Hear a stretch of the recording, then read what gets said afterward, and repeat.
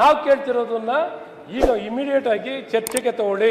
ಉತ್ತರ ಕರ್ನಾಟಕದ ಸಮಸ್ಯೆ ವಿಚಾರದಲ್ಲಿ ಚರ್ಚೆಗೆ ತಗೊಳ್ಳಿ, ಪ್ರಶ್ನೆ ಉತ್ತರ ತದನಂತರ ತಗೊಳ್ಳಿ ಅಂತ ಹೇಳ್ತಾ ಇದೀವಿ. ಅವರು ಮಾಡಿದ್ದಾರೆ ಮೊದಲು ತೀರ್ಮಾನ ಹೇಗೆ ಮಾತಾಡಲಿಕ್ಕೆ ಅವಕಾಶ ಕೊಡಿ. ಸೆಲೆಕ್ಟಿವ್ ಆಗಿ ಜ್ಞಾಪಕ ಶಕ್ತಿ ಪ್ರದರ್ಶನ ಮಾಡಬೇಡಿ. ಹಿಂದೆ ಕಾಗೇರಿ ಅವರಿದ್ದಾಗ ಪ್ರಶ್ನೋತ್ತರದ ವಿಷಯದಲ್ಲಿ ಯಾವುದೇ ಕಾಂಪ್ರಮೈಸ್ ಇಲ್ಲ. ಈಗ ಮುಗಿದ ಮೇಲೆ ಅಂತ ಹೇಳಿದ್ದಾರೆ. ಆ ಪದ್ಧತಿಯನ್ನ ನಾವು ಅನುಸರಿಸಿಕೊಂಡು ಬಂದಿದ್ದೇವೆ. ಅದು ಮರ್ತೋಯ್ತಾ ನಿಮ್ಗೆ? ಹಾಗಾದ್ರೆ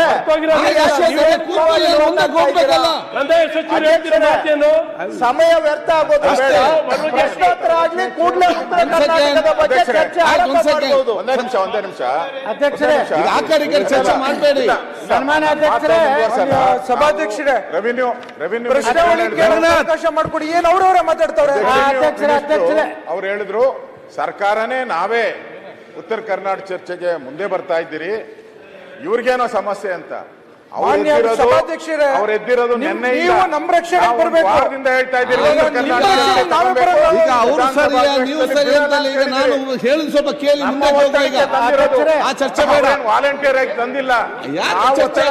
ನೆನ್ನೆ ನಿಲುವಳಿ ಸೂಚನೆ ಉತ್ತರ ಕರ್ನಾಟಕ ನೆನ್ನೆ ನಿಲುವಳಿ ಸೂಚನೆ ಕೊಟ್ಟಿದ್ದೀನಿ.